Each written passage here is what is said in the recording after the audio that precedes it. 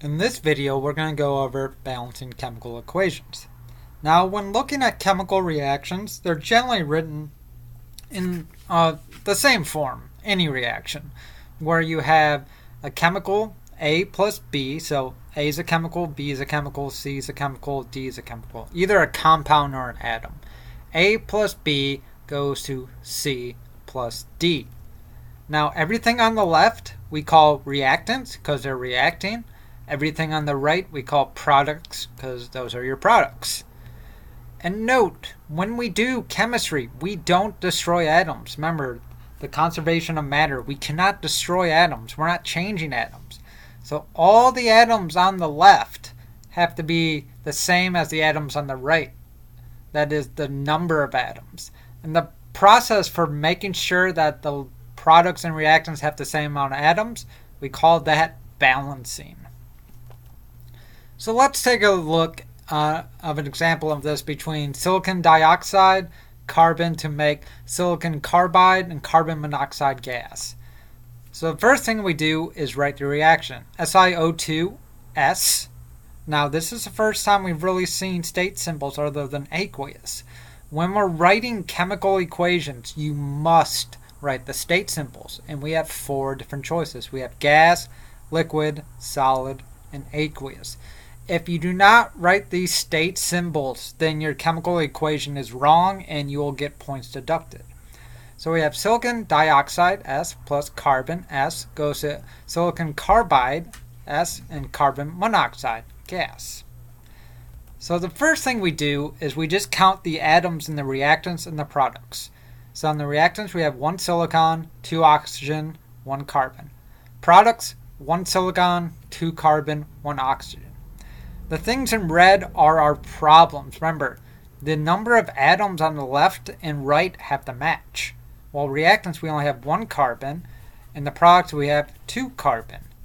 On the reactants, we have 2 oxygens. But on the products, we only have 1 oxygen, which is a problem for us. So we have to balance our equation to make sure they're all the same.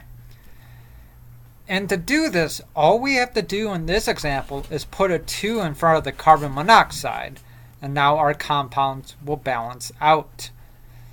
Note, you want to balance atoms in your most complex compounds first, and then balance out your atoms as free elements. So I misspoke there when I said we were done, because when we added the 2, let's count our carbons on the products. 2C plus 1C is 3.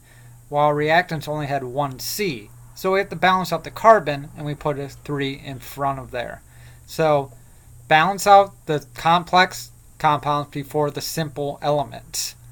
And note, all your coefficients, that's what the number in front of the elements are called. They're called coefficients. They have to be whole numbers. They can't be fractions. So let's test your mastery of this topic.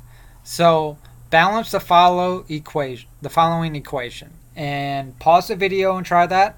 Come back when you have an answer. Alright, so this is the technique I use to balance out these equations. First, I'll make a ledger where I have reactants on one side, products on the other side, and I have the atoms or elements I'm dealing with in the middle, and I just count. Now, one thing you might have struggled with is, how do you count atoms in here? Well, this 2 just means we have 2 copies of this. So here, this means we have 2 times 3, 6 oxygens, 2 carbons, and 2 hydrogens. Now, if we look at our reaction right now, you can see that calcium, silicon, and hydrogen are already balanced. So we do not want to mess with any compounds that have these elements in there. So if you notice on our products, we only have 2 compounds. One has silicon, one has calcium, so we are not going to mess with the products. We're only going to mess with our reactants. And we have to balance out carbon and oxygen. So an obvious candidate for balancing is CO2.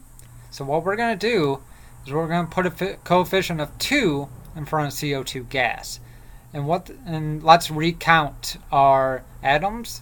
And now we have 2 carbons on our reactants and 8 oxygens on our reactants as well.